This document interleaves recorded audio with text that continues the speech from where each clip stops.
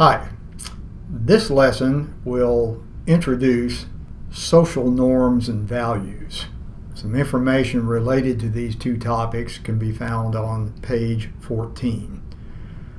Norms, social norms to be precise, are really in effect standards of behavior.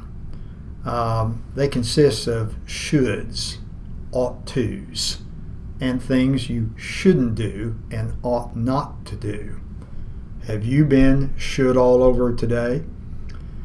These standards of behavior can also be thought of as rules of the game.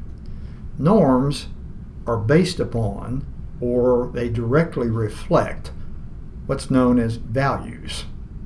So norms literally are the expression of a society's values. Values can be thought of as shared ideas by which the members of a culture define what is good, moral, proper, desirable, beautiful, and what isn't.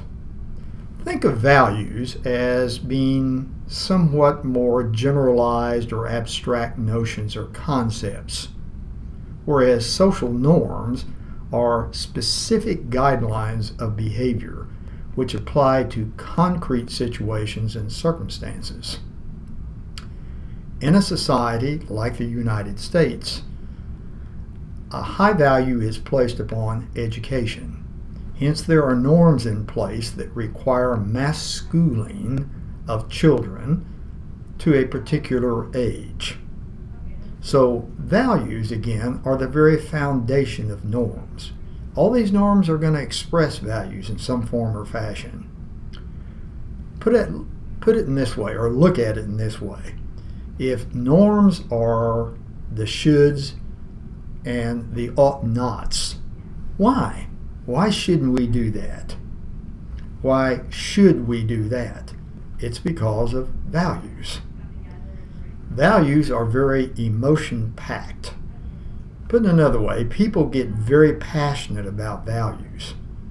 Values can arouse very strong emotions.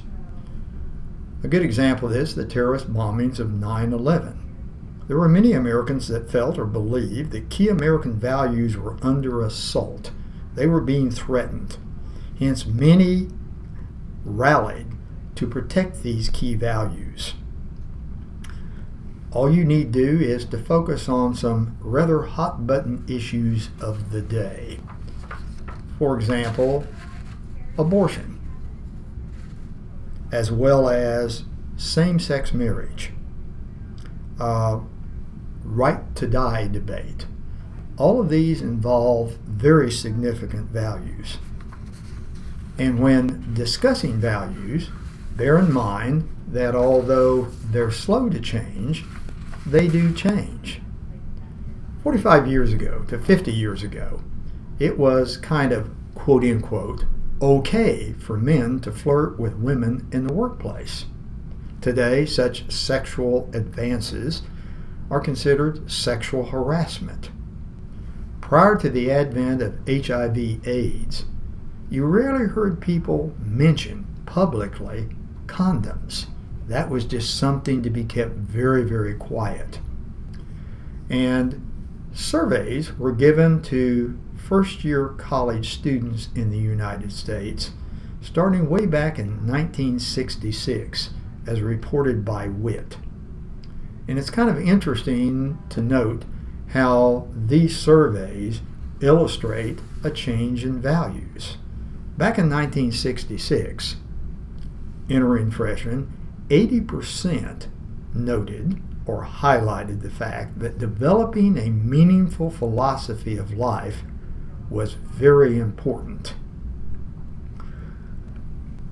Likewise, what's kind of interesting is the fact that when it came to being well off financially, a much smaller number of entering freshmen highlighted that as an important value.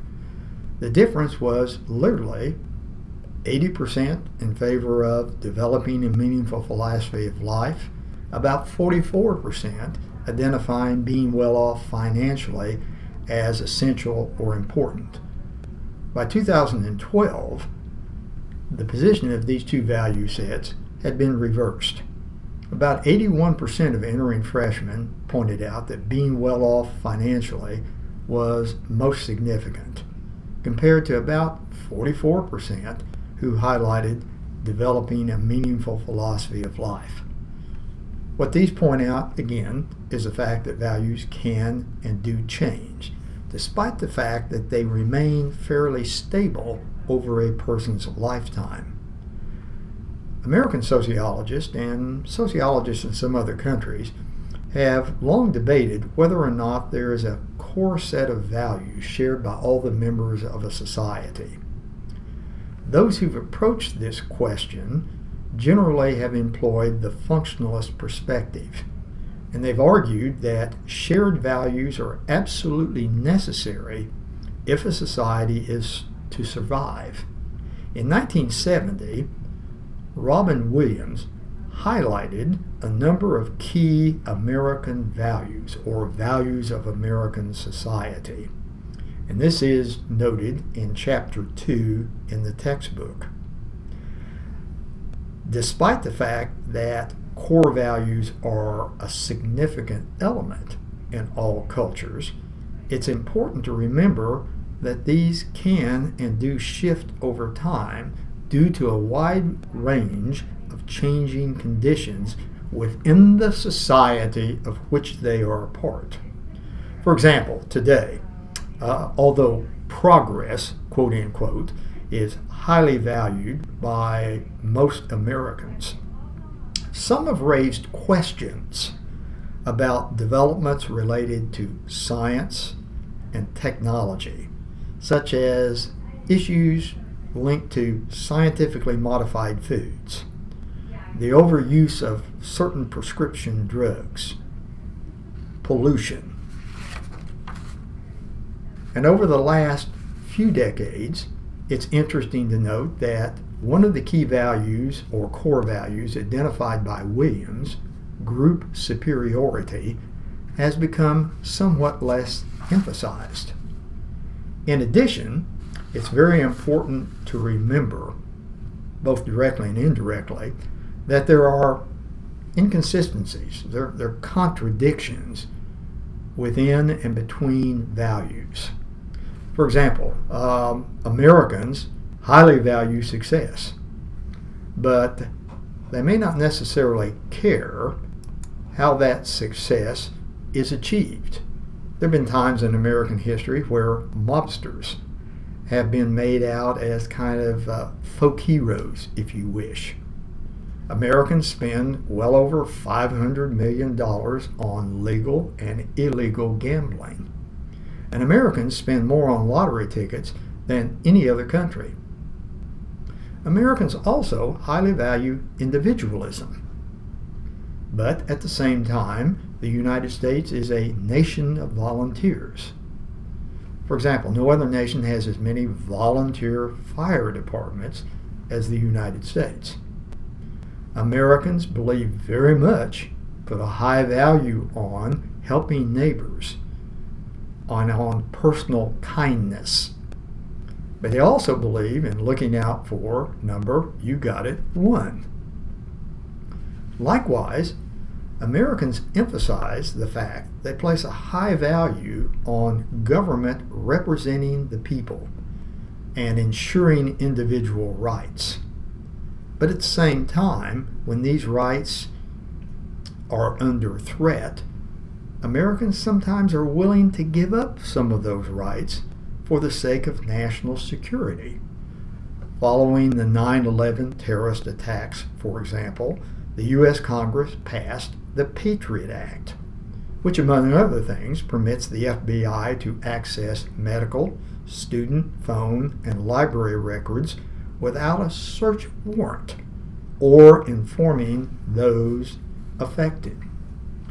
Most of you, I think, will probably recognize this famous document, the Declaration of Independence. Yet, study this old painting for just a moment. It shows the first president of the United States, an advocate for freedom and democracy, again, overseeing his slaves. It's a classic example, again, of a value inconsistency, or contradiction, as well as this photograph. We Americans place a high value on love and affection, particularly within the context of marriage. Yet, spousal abuse toward women, is common in the context of not only marriage, but dating. Likewise, we can think about the fact that we Americans place a very high value, both directly and indirectly, on responsibility. But some parents are very quick to blame the media, schools, government agencies, and programs for the bad behavior of their own children, rather than focusing on their own inadequacies as parents. Now, if you'll notice too on page 14, one other rather important item to highlight.